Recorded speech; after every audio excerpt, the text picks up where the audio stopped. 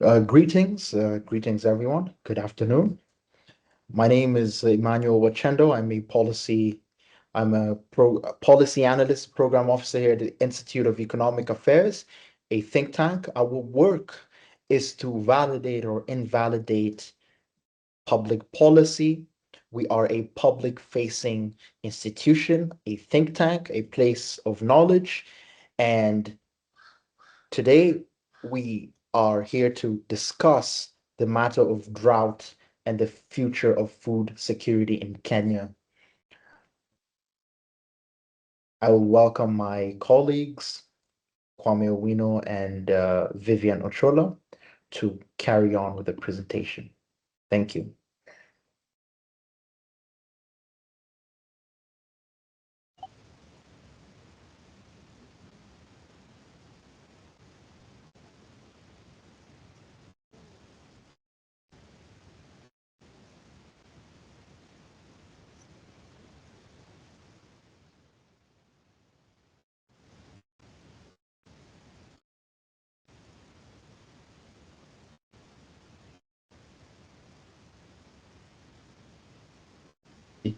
Hi, Vivian.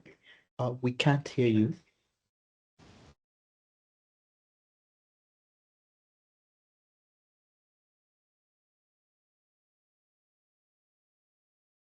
Okay, sorry for that. Can you hear me now?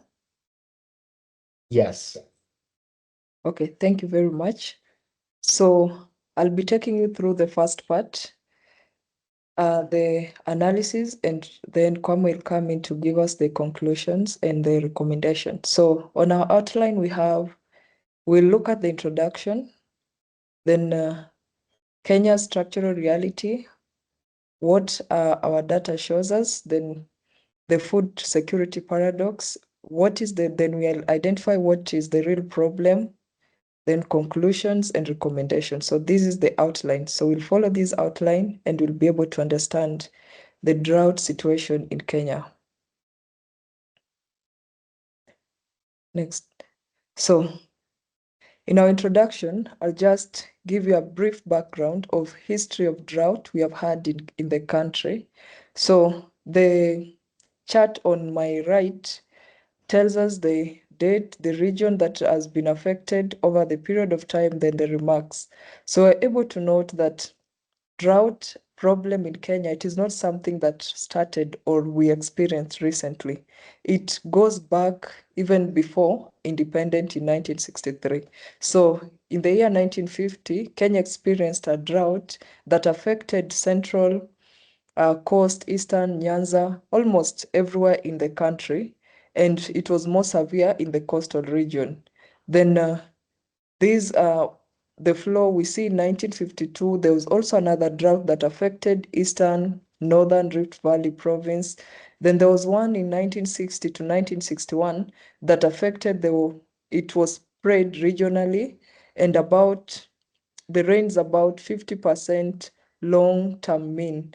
So there was water shortage, there was wildlife death, and also if you look at the remarks as well, we see that whenever drought occurs, if it does not affect the wildlife, it affects human lives and also leads to famine. So there's a close connection between drought in Kenya and famine.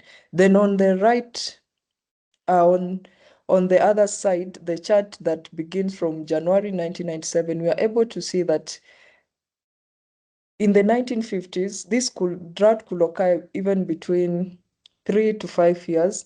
But when it comes to December 2000, all the way from 2000 in the 21st century, we are able to note that the severity of the drought, almost every year, Kenya experiences a drought. So in 2004, there was a drought. In 2005, there was a drought. 2008, there was a drought. So we are able to note that as the years goes by, as the time goes by, the experience of drought in Kenya has been more frequent, and that makes it important for us to understand what are the impacts of this drought. And having this background, we are able also to know that since in Kenya, drought is commonly associated with famine, or famine is associated with drought. These are two distinct things. You know, a country can experience famine without necessarily having a drought. And sometimes drought can lead to famine. So we can have one without having the other. So there should be that distinction. But for our Kenya's sake, we're able to note that whenever this country, or whenever Kenya experiences a drought, it affects people, and in return, people have experienced famine and hunger in different places. So we are going to understand why is this so? Why is this connection? Why is it that in Kenya, whenever there's a drought, people experience famine and hunger? So let us see next. So that gets us to the structural reality. So what is our state in Kenya? We see that 80% of Kenya's land is arid and semi-arid. So 80% of Kenya's land. So in our next chart, we'll be able to see how it is distributed. Then most agriculture in Kenya is rain-fed. So agriculture is largely rain-fed in the country. Then the sector, that is the agricultural sector, it contributes 22%. It contributed 22%, 22.5% to the GDP. So it is the sector that contributes the highest to the Kenyan GDP. Then it supports over 70% of the rural population. So rural population depends on agriculture for their survival and livelihoods. Then, just as we have seen in our introduction, we are able to know that climate variability is increasing in frequency and intensity. So the occurrence of drought has been intense lately, and they have been more frequent lately. Next. Now, chart 1 just shows us the Kenya's aridity landscape. So the classifications are per county. So Kenya is classified into 3. So we have arid counties, we have semi-arid counties, and non-ASOL counties. So for the arid counties, they are located mostly towards the north and on the eastern part and partly on the southern part. Then for the semi-arid, they cover mostly the southern part and the coastal part, then some of the central part. Then for the non-ASOL counties, they cover the central part. So for this analysis, our focus will be based on the arid and semi-arid, because these are the places or the counties that are affected much when the country experiences drought. So we'll cover more this ASOL counties, and we are also able to note, based on their geographical location, on their geographical size, we are able to know that these counties are the largest. These are among the largest counties in Kenya. So if you look at Turkana, Marsabit, Wajir, these are the largest counties. So the largest counties in Kenya are arid and semi-arid. So we are able to, our study will focus on those particular counties. We will not focus on the non-ASOL counties. So after we have seen the distribution, let us now go to, remember, drought happens when there's limited to no rainfall. So we are able to note in chart 2 that it shows us the spatial distribution of rainfall between March to May. So in Kenya, March to May, the country experiences long rain. So this is just an assessment of what we experienced in March 2025, March to May 2025. So what happened is this. So if you look at the chart, we're able to see that many counties experienced close to above average rainfall. So the more the blue shade, the higher the intensity of rain. Then when it is yellow and close to orange, that is below average. So the counties along the coastal region, they experienced below average. So their rainfall percentage to normal was 76 to 90. That is the coastal region. The ones you are able to see, the yellow marks. Then for the orange, some parts in the coastal region as well, they experienced rainfall between 51 to 75. Then most of the counties experience above average rainfall. And for this distribution, one thing that was noted when this analysis was done is that ASOL counties experienced below average. So that's why we are able to see that their shading is more of gray as compared to blue, the Asol counties. So they experienced a below average rainfall distribution, and the rainfall was also poorly distributed. So for this rainfall, the long rain to be effective, it should be distributed equally between March and May. So realize that some counties, what happened is that they received this large amount of rainfall, maybe in a specific month, it was not distributed equally between March and May. So it affected the growth of vegetation in those particular counties. Then for the coastal region, it recorded delayed onset and lower cumulative totals. That's why they have the yellow shades. Then for the highland and parts of Western Kenya, so this they received above normal. We are able to see that their shades are more, they are very blue in color. So it means they received above the normal rainfall.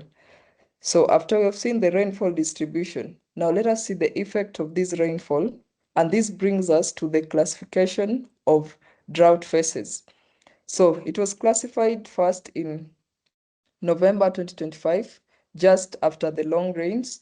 Then the classification was again done in January 2026. So let us first focus in November 2025. So what we are able to see here is that the yellow color, or it is classified from normal, or we have non-ASAL, which we are not focusing much on, the gray part, then from normal all the way to alarm phase, that is the orange color. So we are able to see that in these three classification, about 13 counties were classified under normal phase in November 2025. Then the yellow counties, these about 10 counties, they were classified under alert phase. So after the long rain, some counties were already classified under the alert phase of drought. Then Mandera, that is one county, was classified under alarm phase. So one thing we should note is that arid and semi-arid counties, they rely much on the long rains. So this classification tells us that there's something that didn't go well when it comes to the long rain, just as we have seen. Then now, between November and January, that is 2 months difference, we realize that there's a change in now the classification. There's a severity has spread. We see now the orange line, which represent the alarm phase, has now expanded to 4 counties. We see Mandera, Wajir, and Kilifi, and Kwale. Then we're able to note for the normal phase, only 3 counties are left in the normal phase. So the drought has, the severity of the drought has extended to different counties. And Turkana, that in the previous chart we saw it was under normal phase, now it is under the alert phase. So most counties has moved from normal to alert, and some that were under alert phase have moved to alarm phase, and others are under pre-alert.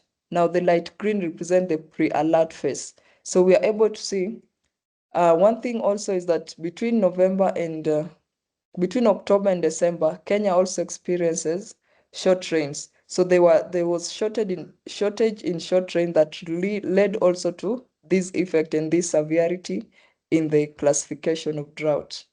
Next. So after we have seen how drought phase is classified, now let us see the effects it has on vegetation and livestock. So one thing that is common, we are still seeing that counties under counties that are arid and semi-arid towards the north, they are they they are experiencing severity in drought, and at the same time, this result into poor vegetation. As we are able to see in our first chart on the left, we're able to know that the darker shade represent extreme vegetation deficit. Then the light red represent the severe vegetation deficit. Sorry. Then for the yellow, it represents the moderate vegetation deficit. Then we have the green, light green, that represents normal vegetation, then above normal vegetation. So again, remember in our previous chart, we saw that the countries, that is, these counties on the north, Mandera and Wajir, they moved from, they are on the alarm phase. So since they're on the alarm phase, their vegetation is affected so much to an extent that they are experiencing, yes, the next, they're experiencing extreme vegetation deficit. Then we have other counties that are also experiencing severe vegetation, two counties, that is Kilifi and Isiolo, they are experiencing severe vegetation, then moderate vegetation deficit are experienced in most of the counties as well. Then others have normal, then only a few counties have above normal. Now, in turn, this brings us to the chart on the right that now shows the livestock condition. So remember, livestock depend on vegetation. So, and for the livestock, the counties that had extreme vegetation deficit, their livestock condition, both in cattle and goat and sheep, are poor. Then for other countries, they're a bit fair, but there's no county that their livestock condition is good. They are between poor and fair because of the effect the drought has had on the vegetation in these counties. So we are able to see how lack of enough rainfall leads to drought classification in different counties, and in turn, or in the long run, it affects the vegetation and also the livestock conditions in those particular counties. Next. So after looking at that, let us now compare Kenya to other countries in East Africa. So if you look at the drought status, that is the first chart on the left, it tells us that we see the red line is high drought, then medium, then we have the low status. So the first country in East Africa that is experiencing high drought status is Somalia. Then it is followed closely by Kenya. So Kenya is also experiencing quite high, medium, and low. Then Ethiopia. Then for the rest of other countries, they are not as much. So what is so amazing is that other than Djibouti, that has, if you look at now the chart on the right hand side now, that is comparing the income per capita of these countries. So we're able to see that other than Djibouti, that has at least a higher income per capita, Kenya is the second in the income per capita in these East African countries, but it is largely affected by drought. So it brings us to consider that despite our high income per capita, we are still vulnerable to drought. So it does, go back, please. So we're able to see that despite our high income level or high income per capita level as compared to our counterparts, we are still affected by drought. It is a problem in Kenya. So drought is a problem in Kenya, and it is mostly, sometimes it is high and moderate in some counties and even low in other counties. So to some extent, we are being affected by drought irrespective of our income per capita. Next. Next. Yeah, thank you. So we have compared Kenya to other countries in Africa. Now let us see, we have seen that when there's shortage in rainfall or the rainfall is not distributed as it is required, it leads to drought in different counties, and the counties that are affected in Kenya are the arid and semi-arid counties. So it in turn affects vegetation, and vegetation here can mean both crops and pasture. because one of the distinct characteristics of people living in the arid and semi-arid areas, they are pastoralists. So when there's shortage of rain that leads to drought, it affects their vegetation, that is the crops they grow and the pasture, and it also affects the condition of the animals. So in turn, this will lead to food and nutrition problem. And since the Constitution of Kenya gives us under Article 43 says that every Kenyan citizen should have access to safe food. It is a right of everyone, of every Kenyan to have access to right food, to safe food. But as of January 2026, 3.3 million people in the country are currently facing food insecurity across the ASOL counties in Kenya. Then compared to Somalia, which we saw in our previous chart, it is the leading country. For it, an estimated 4.4 million people are facing crisis level food insecurity, with nearly 1 million of them experiencing severe hunger. So after comparing this, so we have seen the result or the impacts of shortage of rain, drought, which result to poor vegetation, and people are affected. People in Kenya are facing food insecurity. So let us dig deep into this and see to what extent is this happening. So chart 5 tells us the acute malnutrition classification.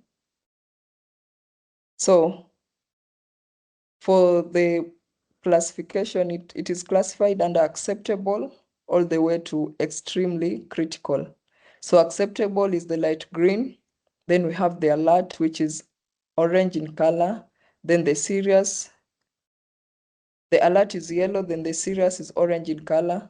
So we are able to see that the counties that are affected by the droughts are the same counties that now are experiencing acute malnutrition. So we are seeing, in as much as drought and famine are distinct, but they have a connection because of the fact we established at the beginning that most of these people living in these counties, they are pastoralists.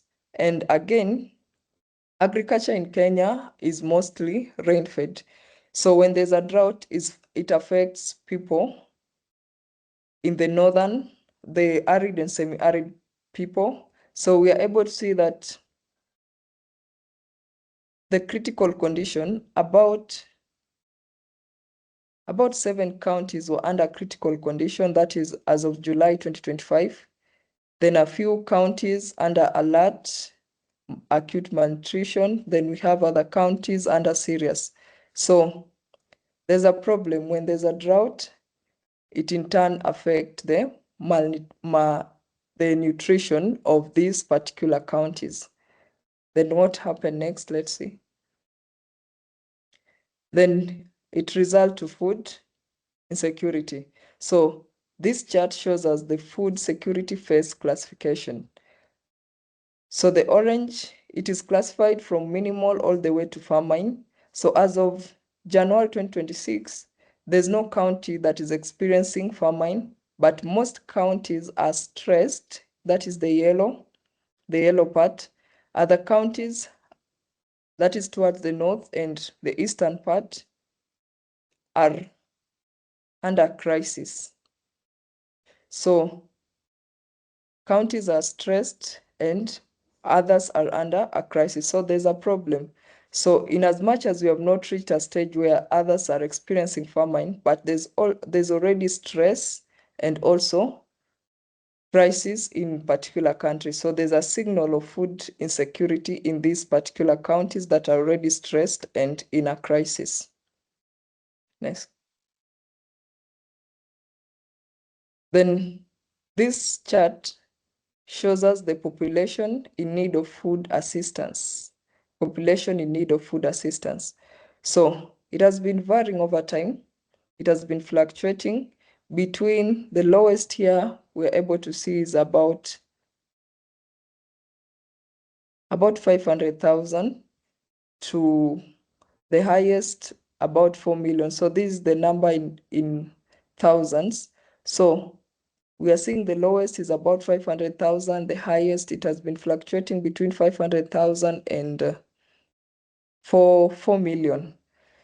And one notable thing is that the time period where there are peaks is between March and August, between the long rain. Remember, we said the long rain happens between March and May. So when there's no sufficient long rain, it leads to drought and affects food security, and therefore people needing food between those periods escalates, and we are able to see that pattern repeating over the period of time. So between March and May, there are more people needing food assistance as compared to other times of the year.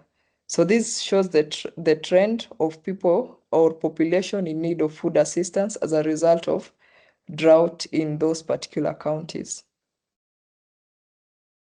Next. Now, let us come to a paradox. Recently, there was a news about people starving in one county, in other counties, while other counties are having plenty, though the comparison was just counties that are having excess supply of tomatoes and other counties that are suffering. So it came as a paradox. How comes in one country, there are people who are suffering and there are people who are having plenty? What is the real problem here? So, and the argument was that Kenya does not suffer from food production shortage based on what the statement said, that other counties have plenty, but from access and market coordination? Or is it a poverty or a purchasing constraint? So we want to understand, using the economic principle, what is this paradox? Why is it that in one country, other people are starving while others have plenty? What is the real economic problem? Why this is happening? And that brings us to what is the real problem in the country. So for us to understand the real problem, one of the first questions we need to answer is how people get their food. So people get food in three ways. Others grow food, others buy, others government transfer. Or these are not also separate, because someone can decide to grow a portion, they can decide to buy some, they can also get government transfer. So they are closely connected, either grow, buy, or government transfers. So these are the three reasons or three ways how people in Kenya get their food. So when a drought occurs, it affects livelihood. In that, remember we said that most agriculture in Kenya is rain-fed. So people who rely on food that are grown, when there's drought, their livelihood is affected because they cannot grow their food and get their food from agriculture. So they'll need to buy from other counties that have not experienced drought. So when drought occurs, again, what happens is income is affected.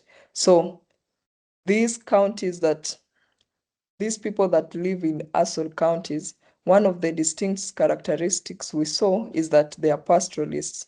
So when there's a drought, their vegetation is affected, their condition of their animals are affected, and to an extent that some lose their livestock, they lose their cattle, and therefore their income is affected. So when income is affected, what happens? They'll not be able to buy food because they don't have the income to buy the food. Then in the long run, this drought will, or the effects of drought will widen inequality. Counties with ASAL counties will become more poor, while the counties that do not experience drought get more richer. So it will widen the gap between the ASOL counties and non-ASOL counties. So we are able to see the connection. Then that brings us to this chart that now shows us now the real data: drought phase classification versus food poverty. So what we are able to see, the first chart on the left tells us counties that were classified under normal phase. The red bar, then the bars shows us the food poverty as of 2022. The red bar is the national food poverty. So if you compare the counties that were classified under normal phase most of them, other than the extreme counties like Baringo, Samburu, West Pokot, and Turkana, most of them were slightly below the national poverty, except for the 4 counties that their food poverty was much higher than the national poverty. So what we are noting here is that even in the normal phase, Kenya, we still have a problem. Our performance in food poverty is still a problem. We still have a food poverty problem, even in the normal phase. Now, things get worse when you look at the chart on the left, on the right, sorry, that tells us now the counties that were classified under alert and alarm phase. So almost all these counties, in exception of Mombasa, that is urban, is entirely urban, all these counties, their food poverty rates were above the national poverty rate. And we see Mandera that if we remember the charts that we looked, it was under critical and it was also under the alarm, it is under the alarm phase. Its poverty rate is at 60.4%, very high. So generally, what this chart tells us, if you combine them, Kenya has a problem with food poverty.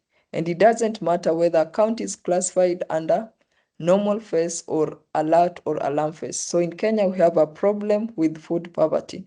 And this makes it necessary for intervention. And we also saw that these counties that are ASAL counties, they are the largest counties. It is 80% of the entire landscape of Kenya. So they are largest counties. So this makes it necessary for government to intervene. Next. So in the intervention, what government does, it do allocate funds to the National Drought Management Authority. And this chart tells us that there have been allocation to NDMA, and it has risen steadily between 2021 to 2023-24.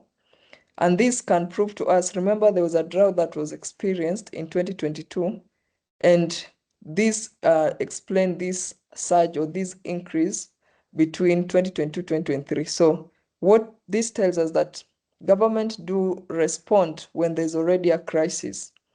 And that can also be proven with this fact. If you look at 2023, 2024, and compare to 2024, 2025, it declined with about 68% from 9.5 to 3. So because there was no drought experience in 2023, the allocation to this ministry declined. So I know if we find, or if they release the reports, the data, we'll be able to see a surge in 2024, 2025, 2026 because of the drought that was experienced in 2026. So if we look at the response, the government is, the allocation is big. There's an allocation, but the response strategy is that they respond after a crisis.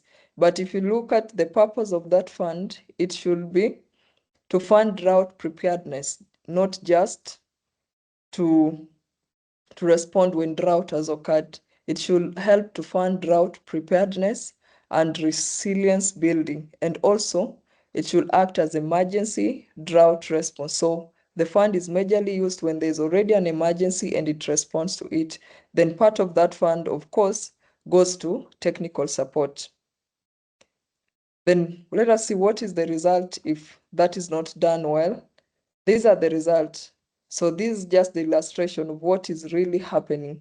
So the first picture just shows what happens to cattle when vegetation fails.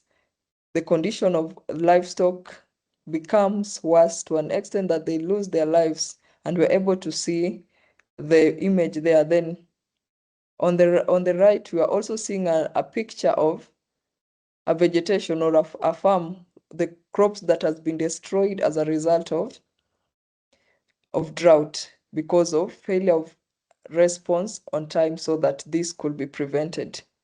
Next. So this is just in continued illustration. So we are seeing it affects water. So if you see this kind of pictures, for example, they tend to tell us that indeed this is a crisis. It is not something that is speculated, it's something that is really happening. Maybe some of us have never experienced this such kind of drought, but there are counties there are counties in Kenya that are experiencing this severity in drought. And we are being told in the next picture that drought leaves people hungry in Kenya as livestock die. So the reason why these people become hungry is that, remember, they are pastoralists, their source of livelihood, their income that was stored in livestock, when they die, they don't have that purchasing power to access the market and to buy the food stuff that is required of them. Therefore, they suffer hunger. So that is the connection between drought and hunger and also famine. So after that, I'll welcome Kwame to take us through the conclusion and the recommendations. Thank you. All right, thanks, Vivian. So far we've gone through the demand and supply side shocks that create famine, and distinguished the fact that a drought is not necessarily equivalent to a famine, even though a famine often follows from that drought conditions. And the reason for that is because drought and inadequate nutrition sometimes is represented by a shock, not the weather shock per se, but the fact that a weather shock reproduces a financial shock or an income shock to families.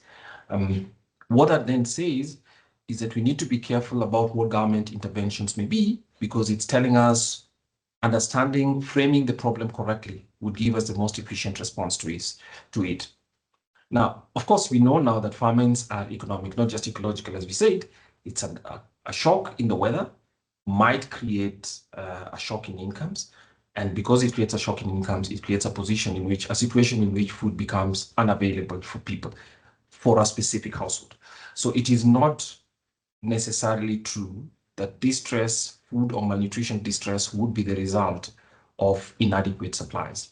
It is the result of inadequate or inability to express given demand. So demand, cash may be available, as we saw, fresh tomatoes available from Murang'a, but people in the northern part of Kenya are unable to access them. So that's not necessarily the paradox of supply, it's a paradox of demand, in the sense that that demand is not adequately exercised by people from some parts of the country on account of the economic geography of the region, which is heavy dependence on animals and, or rather, equal dependence on both animal and agriculture, plant production. When you have inadequate rainfall or rainfall inadequately spaced, then definitely it affects the vegetation, so the crops die. In time, it also affects the livestock which people own. And so that means that they have no income with which to convert to food, or rather they have no animals to convert to income, and after that convert it to food. So that's the first thing. But we also know that droughts hit the vulnerable the hardest. And vulnerability in Kenya is not just that, it's an income shock that is persistent. And this is important because one of the things that we've noted, that Vivian showed us, the most important chart that she showed us, in my view, is that Kenya has had a long history. In the first 100 years of, or rather the last century, the chart that she presented showed that Kenya had 18 famines in 100 years, between 1901 to 2000, to the end of 2000. And those are famines that were occurred. Some of them were national level, but some of them are concentrated. So the economic geography of nutrition in Kenya or malnutrition in Kenya is very specific and spatially produced, especially concentrated. So what causes famine might be the shock, but some places are more fragile than others, as you can see here. And if you've looked at it, so that means that major famines in Kenya used to be 1 in 10 years. And as you've seen, at the turn of the millennium, the cycles for famines, for droughts rather, have started to be tighter and tighter. And so with weather patterns becoming even less predictable, it means Kenya has been in a state of permanent malnutrition problems, or rather, some Kenyan households in specific places suffer on a permanent basis. We've also seen that there's a fluctuation where on a regular year, when rainfall is okay, you have up to 500,000 households or people who need support every day. On the other side, it can go to as much as 10 times 4.5 million people. So basically that fluctuation. But the point we'd like us to note is that famines, droughts have been consistent in Kenya over time. Their cycles are shortening, and then they have an effect on people's ability to get food or food demand through the shock that they deliver to income. So it's an income choice. And of course, famines are sometimes caused by failures to access food rather than the actual lack of food. Actually, we should be more deliberate here. Famines are often caused by inability to pay for food and not necessarily the absence of supply. So it's a supply side, it's not a supply side problem. It's mostly a demand side question. And that's why that paradox that the Kenyan newspapers showed us towards in the middle of January is not necessarily a paradox in itself. What it suggests is the different forms of geography, economic geography in different parts of the country. So with those conclusions here, what are some of the policy lessons that we might proffer and recommendations? And many of them are related to what government is, right? So government or public sector response. I think it's clear then, if you're persuaded that it's an income shock, and therefore people could actually suffer from poor or inadequate nutrition and even die, even when there's an overabundance of food in some places, supporting incomes is a superior method than actually supplying food. So basically, if you interpret it as an income shock, which is what it is, the government response, as we've seen, should not necessarily about buying supplies. As you note, the present famine is embarrassing to everybody in Kenya because just a year and a half ago, Kenya was boasting of what? Of record supply in grains based on good rainfall and the distribution of fertilizer, the good one. So income support is one thing and not necessarily food supply. Now, Kenya's food policy, and especially policy intended to support acquisition of food, is usually in the form of the strategic grain reserve, right? The one strategic grain reserve. So it's physical keeping stocks. Stocks don't help if people don't have money to buy those stocks. So the amount of food and the flow, the stock doesn't matter if people don't have the income flow that allows that to do.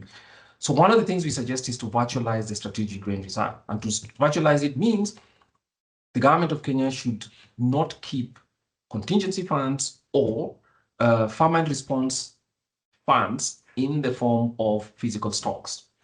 I think it's expensive. If we understand that it's a shock on people's incomes, then a virtual strategic reserve, which has cash lying around, which can be distributed much, much quickly, is a superior method of responding to the crisis as opposed to the keeping a big strategic grain reserve. So that's one. The second is basically a learning warning system. And the Kenyan Met Department does a fantastic job, has all the data, and often can predict where inadequate rainfall or the distribution of rainfall, right? A cumulative effect of rainfall would lead to vegetation being depleted over time, and obviously crops dying, and then livestock as well. So we need to identify famine shocks and separate it from the drought itself. Because those two are distinct things. The government could also intervene to prevent rocketing prices, because part of what affordability means is if markets are working, if prices rocket very, very quickly where incomes are poor or where incomes are fragile, then obviously you have food shortages and deal with that. Well, there might be a cost for investment in irrigation, but again, that's a supply side agreement. That's a supply side policy formulation, and that's okay. I think what we are trying to persuade us all is it is not enough for government to say we are investing in irrigation, rural infrastructure, and economic diversification. But the point is to provide income, which tells us that the problem of famines in Kenya comes back to the growth problem, which is fundamental to a country at our level, which is employment creation. So the security of employment and the adequacy of pay is a major and an indispensable part of this solution. So as I conclude, the first thing that we ought to note is that there's a famine and drought belt in Kenya which is contiguous with Kenya's arid and semi-arid areas. So arid and semi-arid areas, which are a big part of Kenya's geography, so the economics of food production in those geographical areas is particularly hard. But one thing that also happens is that as droughts become more frequent, it means that the stocks that people keep and the poverty that results from that, because basically food poverty would be very severe, means that unless government finds a solution for income, what will happen is that we'll have people in those areas leading increasingly fragile lives because they will suffer those shocks more consistently. And that means that Kenya's food policy, I think, needs to take a more expanded view, which is not a response, but basically to prevent early warning, but a prevention of famine, regardless of droughts, because droughts are not something that is in control of government.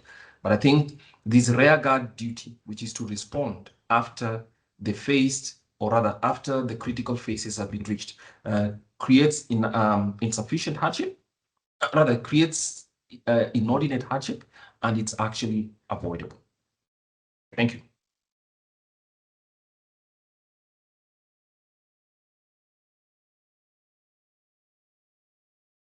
Thank you. So overall, we could see that there is a very distinct difference between drought and famine. And our colleagues Kwame and Vivian have taken us through the way that a drought can become a famine which is the inability to access food, and how sometimes a drought may not be transformed into a famine. And so now I want to welcome everyone to our to open the floor for questions. And I will ask that if you have a question, you simply raise your hand, or you also can type in the chat box, in the question and answer box.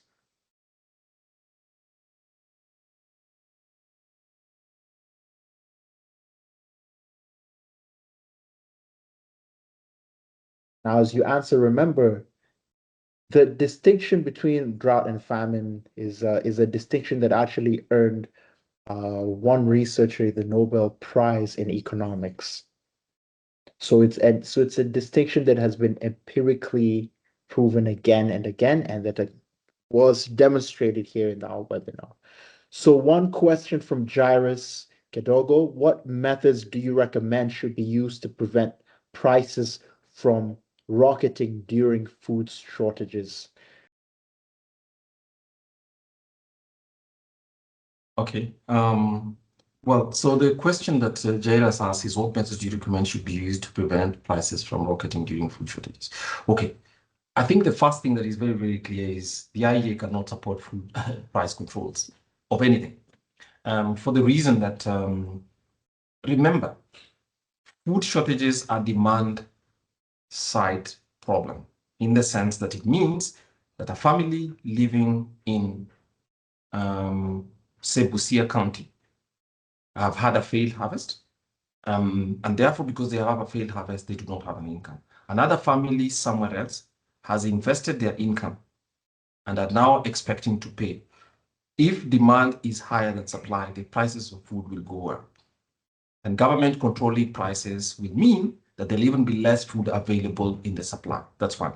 Two, any economist knows that a price is a signal for producers to produce at that price. So anybody who can produce at that level will then find an opportunity to actually bring in supply so that the demand meets supply. So if you start with food shortages, with food price controls, the thing that will happen is that there'll even be less food available. And remember, the problem is not the supply. The problem is the other people do not have enough demand. And so food price controls come from the idea that the problem is usually the supply, and therefore that the suppliers are price gouging. That's a very dangerous approach, and it's one that's not consistent with what pragmatic and a real economist would say. That's a policy political response. They've been tried in many parts of the world, including in Kenya, and I don't think it's been successful. So what might we do? We'll stay back on what we say. Income support government knows in advance. When the Met Department says we have had inadequate rains, we know which parts of Kenya also have the greatest fragility. We know it. So basically what government needs to do is an early warning system that allows for a trigger effect to continue to help people to be able to afford food. That's it. Now, supply will respond when people have that demand. The second thing is that remember, food is a private good. And so the Constitution of Kenya protects private ownership of products. So what it says, therefore, is that I am a person who grows food. What happens? I have a right to grow that food and set a price for it. Now, if my counterpart does not want to purchase at that price, then that's fine. But we have to be careful about trying to make government force people to do things that it will not do well and will not happen. Because if that is what was required, we'd have had food price controls here and people in Wajir would not be suffering this. So no, it's not a, I disagree with you, and that wouldn't be the appropriate way to respond. So the third thing the government can do is reduce taxes. Remember, Kenya is not self-sufficient in many food products, especially cereals, because we are a water-scarce country. If you're a water-scarce country, it means that foods that require huge volumes of water will be expensive. And so if they're expensive, that's what is necessary. Why? Because the scarcity of water means that it's costly to use that water, so that water will be used, and whatever is used to produce that water will be. So the point then is, no wonder Kenya is not self-sufficient in cereals, and I mean cereals in general and foods that require lots of water. So that means that the comparative advantage lies in other foods or in using scarce water to provide other things. And that's why you see Kenyans export flowers or other foods, horticulture, which have higher value, and they have, of course, higher content and greater incomes to those who grow them. So the point is to liberalize food imports. If you liberalize food imports, it means the average person, the average price of food would actually fall. And that's one thing in government's hands. In Kenya, food such as grains, whether it's rice and wheat, and corn or maize, have some of the highest import costs. And when government has a high import cost of food, what is it doing? It is actually raising the average price for everyone. So for the most vulnerable people, therefore, it's cruel to raise taxes on food, and then ask ourselves why people cannot afford food. So in general, there's not a big trick to what can be used to prevent prices rocketing during food shortages. So remember, a famine or food poverty is not necessarily the same as food shortage. Food shortages could occur, they could occur, but we know what a signal does is when a price goes up, it's an incentive for many more people to produce that product. And with that, what that happens, that supply generates a response and therefore reduces the prices to the most competitive price level possible. So thanks. Okay. Second question. Agriculture being a devolved function, what is the county's function in food production? This is a question by Joanne Onyango Obunga. And Kwame, would you like to, or should Vivian? Vivian?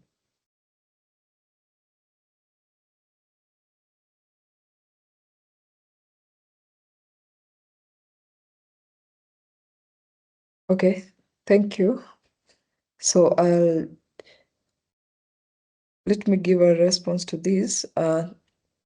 Remember, we have the national and the county government in responsibility under the developed government. So for the national government, its main focus is majorly on the policy, agricultural policy and research. So the county levels, they also have, or the county governments, they also have their responsibility. And some of the responsibility can include providing agricultural extension services and supplying farm inputs and also seeds, inputs like seeds and fertilizer, and also Then lastly, they can also improve market access because the national government cannot understand or cannot really improve the market access within the county's level. So it is the role of the county government to improve the market access in the county levels.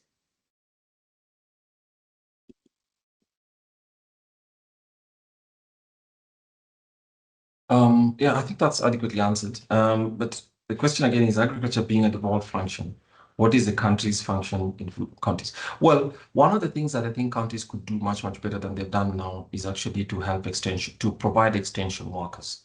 Um, um, because I mean, farming, especially in a country that's critical, where that is water scarce, it's a water scarce country. It is important for farmers to be guided in the best production, about the best production methods that they may use to actually expand their output.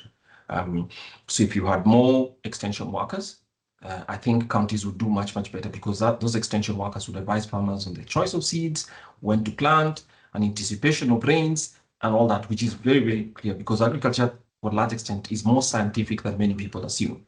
And so that kind of agricultural extension advice would be useful. And if that was done much, much well, we'd see a far better food security situation in Kenya than what obtains today. Instead, what most counties have gone for is a form of highland agriculture preference, but also at the same time buying huge inputs, which is stuff such as tractors. Now, not every farm or not every crop does the best by adding that form of capital investment in the form of a tractor. I think some advice on the margin could actually raise production for smaller farmers much more because the country has more farmers. So it's basically that choice, and that choice should be made by people who are agronomists, right? And as opposed to the assumption necessarily that all farmers need is more input, but just basically how those factors of production are mixed to get the best crops and animals as well, would raise the productivity of farmers much more. And with higher productivity, certainly, the degree or the severity of malnutrition, food security would improve substantially. Thanks.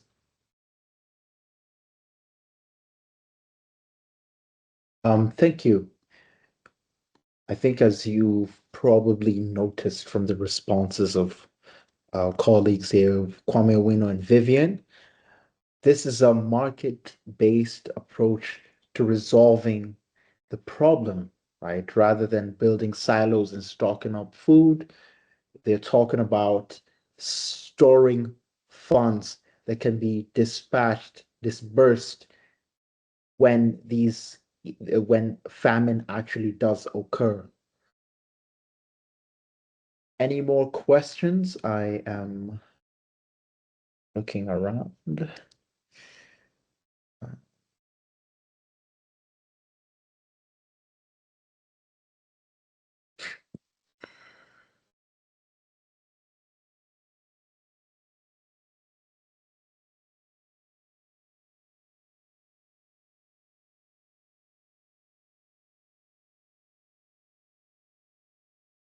Okay, I will give one more minute for the group to draft their questions.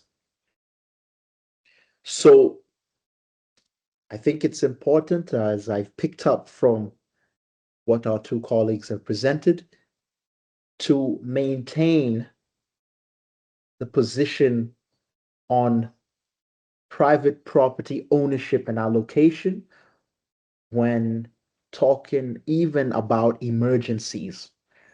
So food doesn't belong to the country, but rather belongs to a producer who allocates it, who then who responded to a market signal to produce that food and then took that food to the market to sell it. And it's important, I think, to see the connection that our colleagues here made between the geographic and environmental constraints. You can't produce food, for example, at the snap of your fingers. So those farmers and those producers who are producing the food are responding to. It's a very complex complex situation, but it summarizes all that information is compressed in the market signals, the price that they receive. But that you open up the aperture a little bit wider, and food isn't just produced in Kenya, it's produced around the world. So then the problem becomes, how do you get food from anywhere across the world to those people who don't have it? And what they are proposing here is that you don't need to get the physically figure out how to get the food to the people. You just need to get them money so that they can access the food, and then make sure that the government is not the one in the way of the food arriving. So here we have a question from Joanne. While it's a market-based approach, food security goes beyond demand and supply.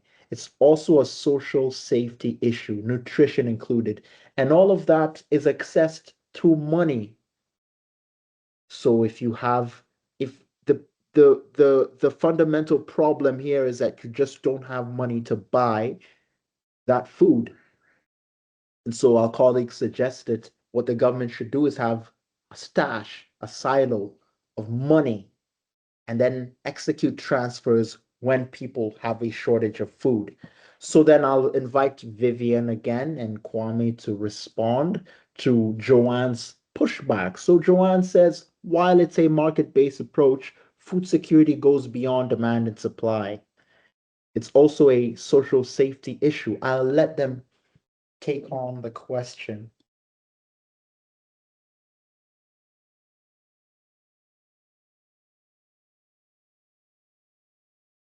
Okay. So let's be clear about one of the things that we are talking about here. We start with the admission that food is a private good. And what is a private good? A private good is what is excludable and rival, in the sense that if I have a plate of food, or if I have a storage of food, stock of food, it is possible to keep other people from consuming it and to save it for myself to consume it. I mean, the only limit there being spoilage, for instance. At the same time, what that means is that many people purchase their food by either growing it as private property. It's not grown for them by anybody else. They can purchase it. And we have also accepted that government transfers are a mechanism. So we see a role for government. Our point of contention, and this is where Vivian and I may have different views, is what is the role government should play. So when there's a food need, let's also remind ourselves that already the government of Kenya, I think, distributes a monthly stipend. Now, it doesn't always come regularly to, I think, close to 2 million families, and was expanded last year. And I remember President Ruto mentioning it during the State of the Union address, that it had been expanded to close to 3 million, or a number closer to 4 million. So already this is something that the government is doing. What we hope to reemphasize here is to help to frame the problem. Is food, or rather droughts and inadequate nutrition, or famines which lead to death, are an issue for government to respond to? Certainly, nobody debates that, or well, at least not we here at the Institute of Economic Affairs. My emphasis is then that controlling food prices is not a solution to malnutrition and expanding access, because then government should simply say price controls would be the way. And I remember the question that came about was when food prices rocket. I personally don't think that when food prices rocket by necessarily is a bad thing. It is because an increase in food prices measured, which would definitely show up in inflation, suggests either inadequate supply, or, I mean, rather, yes, that supplies are falling, or whether there's a demand shock where demand is rising faster that creates that supply. What that means is that for another farmer looking at the prices of avocados rising, would say, look, it is time for me to expand my avocado acreage, or it is time for me to take avocados from what's the perfect avocados grown in Kenya, whatever, say Kilifi County, or whatever else that perfect avocados are grown, and take it down to people in County X, West Pokot, for instance, will need it, right? That'll happen. But what we are telling you is that that will not be enough if the person who needs avocado in West Pokot or Marsabit, for instance, where we have the red shading, does not have income. And so what people call a paradox is that there's a supply and there's no demand because the person who's supposed to receive it is unable to access funds. In those situations, even a price control will not help. That's the point we're trying to make. Price controls will not make. It's government using force. In addition to the fact that it will be a constitutionally difficult thing to support, it is one thing that is not solving the problem. Why? Because it's a demand side shock. Rains are a supply side question.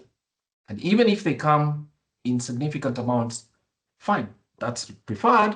It would increase the supply of food. But if any other thing, the same rains could take away animals or flood other people's homes, create a shock on their income. Controlling food prices does not help that. In fact, it might delay a response because those who have food to sell may be unwilling to sell it when government is controlling the prices. That is the point we are making here. Keep the markets working. When they fail, frame the question properly as a demand side shock, and you help through income support. And in our view, therefore, government should not be keeping huge stores of grains. Now, I looked up as we were looking at this question, and I realized the government with the largest store grains in the world is the government of India, because it has provided subsidies for rice and for wheat. They have such huge stores of wheat, and yet the government of India, or rather the Republic of India, while it's a big population country, has the highest number of people who go to bed hungry. So the supply has not helped. I am sure if those subsidies were set aside and given to them in terms of a cash voucher, they'd probably be able to get much better nutrition outcomes than what we have today. That is the point of contention. It is not that government has no role. Government has to. And we definitely realize that when the markets do not work well, government can't support. But we require government to frame the problem correctly. It is not a supply problem, essentially. It is a demand side income problem, and that's what needs to be had. So that's the first point. The second point is this. Government of Kenya need to realize that with the increasing frequency of droughts and the static question, which is a structural question about how production, the geography, economic geography of food production in Kenya, specific places have permanent hunger problem. That is not something you solve through price controls again. So we are saying we need a solution that fits the problem, and we try to frame the problem and then ask ourselves what solution would be better. Income side support would be most useful. And already the government of Kenya is doing it. I'm sure it's been evaluated and it's shown that it's been a superior method. It is only that the government of Kenya is stuck with a big farming base, very organized farming base that asks government to buy and supply, or rather supplies subsidies and keep food, all while up to 500,000 people on a good day, on a good season, and up to 4.5 million people on a bad season have to be supported through food needs. Through their food needs. Thank you. Okay, well, so my final wrap up is, I think the question of food security in Kenya should be front and center of what economic policy should solve, because in the end, it's about Kenyans. And secondly, this is a country that was already vulnerable. So drought is a reality that Kenyans have had to live with over time. So that's the first fact. I don't think that's a structural point, given Kenya's position. So it's a geographic, it's a function of the geography of Kenya, where 2/3 of the land, 70% of the lands, 80%, close to 80% of the land is arid and semi-arid, with more fragility up there. So that's first. Therefore, the economic choices that are available to those people are also very vulnerable to any shock of rains. But we do hope we can state that just because a drought takes place should not necessarily result in a famine. There's mitigation that could happen. An early warning system is essential, but most importantly, government should help markets to function better. And the support for those markets should come through an intervention on the income side for specific families to fund across that shock and to ensure that people are not as vulnerable. And thirdly, it's a poverty problem.